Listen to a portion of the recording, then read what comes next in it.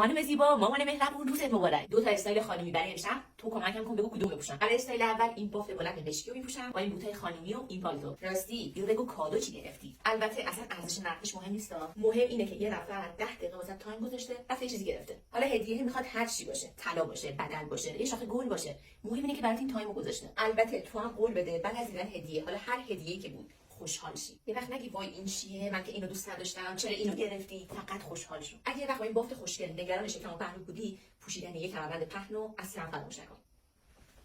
واسه استایل دوم این شومیز رو میپوشم با این بافت و این لگ.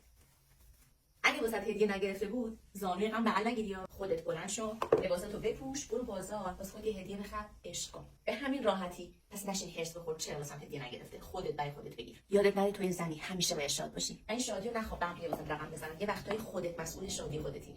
هواپیما قبول داری حرفمو؟ پس روزت مبارک. بزن بریم بیرون که خیلی دیر شد.